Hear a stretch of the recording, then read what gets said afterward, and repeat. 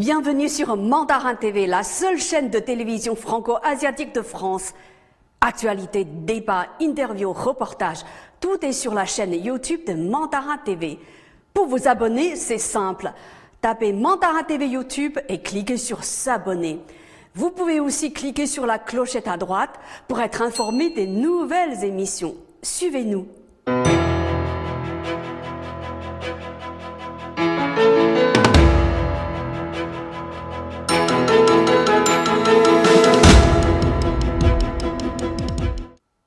Madame, Monsieur, bonjour. Bienvenue dans votre journal du week-end. Tout de suite, les titres. Shijiazhuang, chef-lieu de la province du Hebei, a enregistré 289 cas de contamination au coronavirus. Visite dans un laboratoire de Shijiazhuang ouvert 24 heures sur 24. Le Pérou a commandé à la Chine 1 million de doses de vaccins. Un bus autonome chinois a reçu l'autorisation de rouler sur des routes à Paris. Enfin, le traditionnel chinois inscrit sur la liste du patrimoine culturel immatériel de l'UNESCO. Depuis quelques jours, Shijiazhuang, capitale de la province septentrionale du Hebei, est en état d'alerte et pour cause. 289 cas de contamination au coronavirus ont été découverts dans la journée du 7 janvier. Selon la presse locale, un certain nombre d'arrondissements de cette ville, notamment Kaohsiung, qui a enregistré hier 289 cas de contamination au coronavirus, sont coupés de tout contact avec l'extérieur. Jusqu'au 7 janvier à minuit, Shijiazhuang a fait passer des tests à 4 856 700 personnes, dont 298 cas positifs. La ville de Xingtai a fait passer des tests à 1 894 900 personnes, dont 15 cas positifs. Comme prévu, Shijiazhuang et Xingtai ont terminé la totalité des tests à effectuer avant le 9 janvier. À Shijiazhuang, des laboratoires sont mobilisés pour faire passer des tests aux habitants locaux. Les journalistes de notre partenaire agence Xinhua se sont rendus dans l'un des laboratoires pour voir comment travaille le personnel soignant. Reportage. Face à l'épidémie de coronavirus, la municipalité de Shijiazhuang, chef-lieu de la province du Hebei, s'est mobilisée pour commencer dès le 6 janvier au matin à effectuer des tests de masse pour 10 millions de personnes.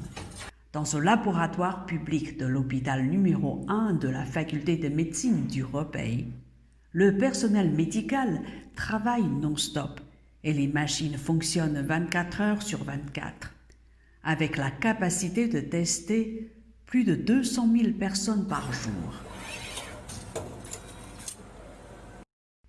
Nous avons rencontré Sun Jingna, directrice adjointe du laboratoire public de l'hôpital numéro 1 de la faculté de médecine du Hebei. Notre laboratoire compte environ 40 personnes. 30 experts de Baoding et de Handan sont venus en renfort. Nous sommes au total 70 à travailler ici. Nous faisons passer des tests tous les jours. Selon notre estimation effectuée hier soir, nous testons plus de 200 000 personnes par jour. Notre directeur Zhang a travaillé 4 jours d'affilée, avec seulement 2 heures de repos. Il n'a pas quitté son poste de travail. Les autres personnes travaillaient aussi non-stop. Les machines fonctionnent également 24 heures sur 24 afin d'effectuer des tests. Nous voulons que les résultats soient entre les mains des personnes testées au plus tôt. Le 6 janvier, le président du Pérou, Sagasti, a prononcé un discours à la télévision. Il a annoncé que le Pérou avait commandé des vaccins à la société chinoise Sinopharm. Le premier lot d'1 million de doses va arriver au Pérou fin janvier. Le président Sagasti a également déclaré que l'essai clinique de phase 3 du nouveau vaccin, effectué par le groupe Sinopharma au Pérou, a montré l'efficacité du vaccin. Selon le président du Pérou, son pays a en parallèle signé un contrat pour l'achat d'un nouveau vaccin avec la société pharmaceutique britannique AstraZeneca le 6 janvier. Au terme du contrat, AstraZeneca va commencer à fournir dès le 9 janvier 14 millions de doses de vaccins. Les données publiées par le ministère de la Santé du Pérou le 5 janvier montrent que le pays compte 960 nouveaux cas confirmés, ce qui porte le total à 1 022 018, et 52 nouveaux décès pour un total de 37 925 décès. Depuis l'explosion de l'épidémie de coronavirus au Pérou au début de mars 2020, la Chine et le Pérou coopèrent étroitement. La Chine est le premier pays à faire don de fournitures et d'équipements médicaux au Pérou et à envoyer une équipe médicale pour partager son expérience. Au début de septembre 2020, une équipe en charge des essais cliniques de Sinopharm est arrivée au Pérou pour mener des essais cliniques en coopération avec l'Université de Cayetano Heredia et l'Université nationale de San Marcos au Pérou. Ces essais ont montré l'efficacité du vaccin de Sinopharm. C'est un exemple de collaboration entre la France et la Chine. On vient d'apprendre qu'un autobus autonome chinois a reçu l'autorisation de rouler sur des routes à Paris. Regardez ces images. C'est une première.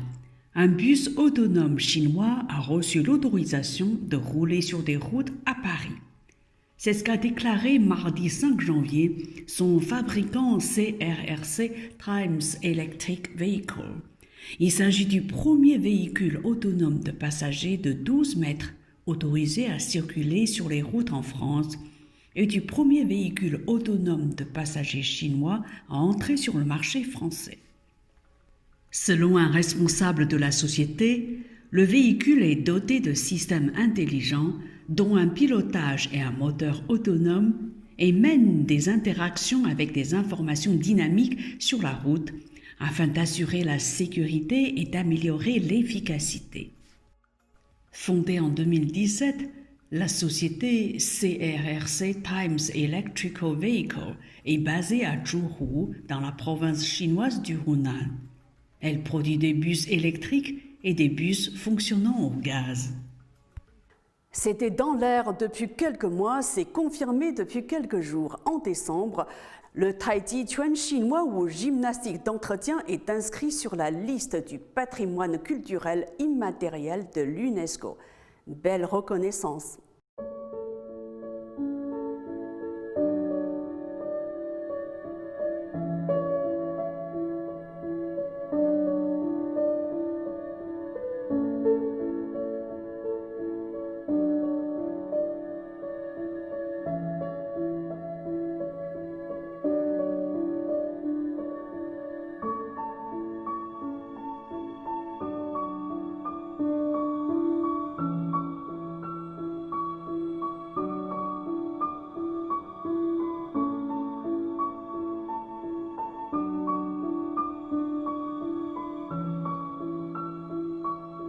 Toutes mes félicitations pour le succès du Tai Chi Chuan, qui a été reconnu par l'UNESCO comme un héritage culturel immatériel.